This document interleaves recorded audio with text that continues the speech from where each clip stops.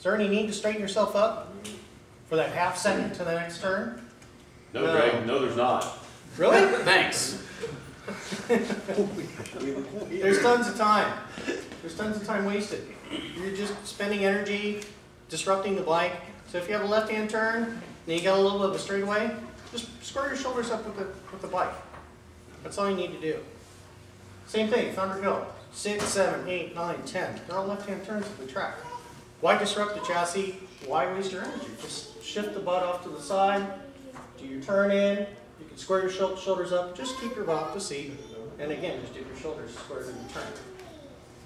When Brian does look into the turn, I want you to notice that he's not doing any kind of rotation whatsoever. He's squaring his shoulders up into the turn like this. He keeps his head straight in line. This really adds to the field of vision portion of that. Okay? He's got plenty of field of vision by having his head squared up with his shoulders, so there's all this visibility. Okay? And, boy, we're adapting this one. The street's really throwing off my game. Why don't we go into something that we kind of like to call crossed up? Okay? Hang on a second. All right. So, I think that all of us, including myself, have probably started hanging off the bike, if you do hang off the bike today, started by doing this. Look familiar? I've done it. Yes, Greg, I've done it too. Have you done it too? All right. So, I think this gets started by one simple thing. Many of you guys ever gone to a track day? What do you want to do? Dragon-y. That knee comes there somewhere! I didn't spend $40 for these for nothing! So, but look at what he's trying to do. His shoulders are that way, turns over there. Could he let go? No, he'd fall off. If he can. He could. Feel that argument there, Greg. Yeah, that was really comfortable, wasn't it? But he's supporting all his weight with his hand on the inside and with his foot on the inside like this. And it doesn't really add to the stability and comfort that you're looking for. Okay. There's still some racers out there. Was it Troy Bayliss? Yeah, Troy Bayliss. Bayliss, Troy Corser.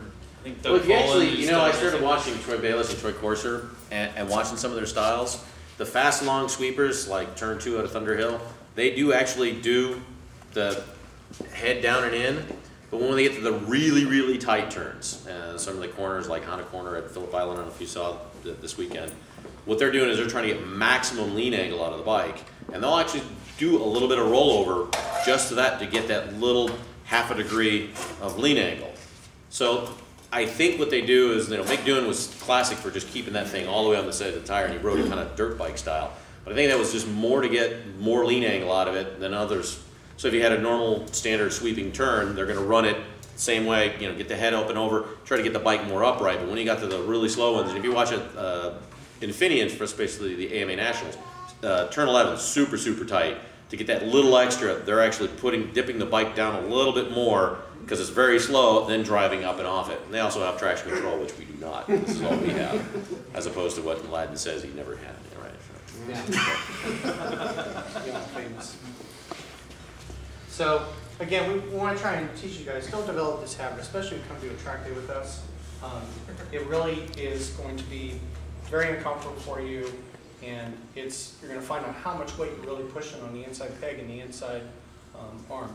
The other thing is, because you are putting so much weight on the inside like that, it's really hard to drive out of the turn this way.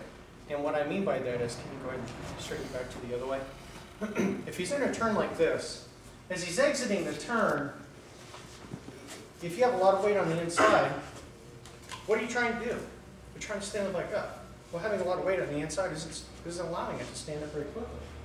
Whereas if you're in this position here, and you have equal or maybe a little bit more distributed weight on the outside of the peg, that allows you to push down that peg a little bit more and stand the bike up all the quicker.